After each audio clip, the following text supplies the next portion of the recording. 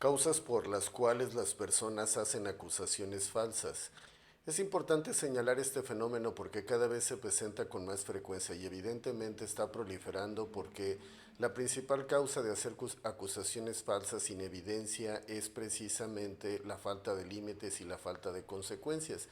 Cuando una persona hace una acusación falsa, nadie se preocupa por desacreditar esa acusación y habitualmente tiene que ver con algún tipo de venganza, es decir, alguna represalia. ¿Por qué? Porque se va a conseguir algo. A falta de recursos de enfrentar, comparar, discutir, discrepar o en el mejor de los casos negociar alguna diferencia, se tiende a hacer una acusación falsa por diferentes medios y esto pasa en todos los niveles. Puede ser a nivel familiar, a nivel de pareja, a nivel con padres, hijos, en el trabajo, en la escuela y demás. Como que últimamente no está mal visto porque se ha normalizado que alguien haga acusaciones sin ninguna evidencia, sin ninguna causal, sin ninguna explicación ni nada. Es decir, simplemente calumniar sin ningún temor a tener ninguna represalia y eso evidentemente hace que más personas se atrevan a hacer eso. También se hacen acusaciones falsas con la intención de obtener algún beneficio.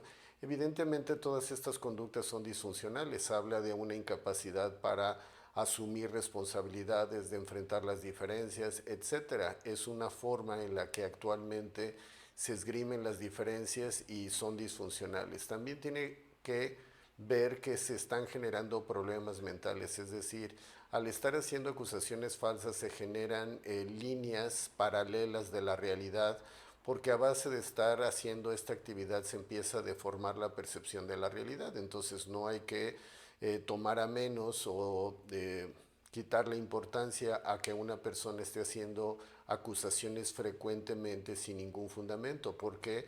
Porque se está haciendo una realidad alterna y al estar repitiendo estas acusaciones o estas mentiras, lo que sucede es que puede empezar a creerlas y eso puede distorsionar en una situación mucho más complicada y mucho más grave. También es cierto que las personas tienden a hacer acusaciones falsas para quedar bien o en términos de presión social, es decir, los jóvenes empiezan a hacer acusaciones precisamente porque adquieren, digamos, atención, admiración, etcétera, una serie de elementos de reconocimiento que adquieren de forma inapropiada. Entonces, es uno de los elementos que se consideran, entre otras palabras, como chismes o acusaciones falsas. No es para menos porque últimamente las personas tienden a hacer eso para tener reconocimiento, para tener popularidad, para ser tomadas en cuenta y demás, y no se considera la gravedad y la lesión que puede generar en otros.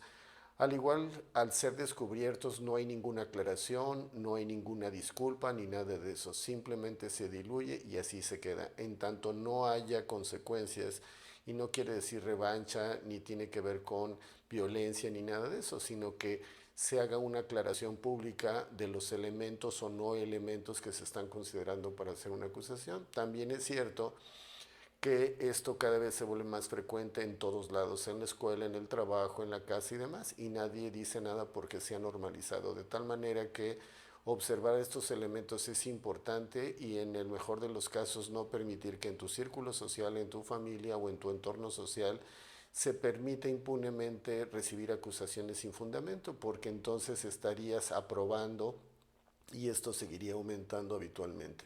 Poner atención a estos elementos nos permite entender el fenómeno, poderlo administrar y en el mejor de los casos erradicarlo de los grupos cercanos para evitar que se modifique, se curve o se distorsione la realidad en detrimento de alguno de los elementos con los que habitualmente tienes contacto.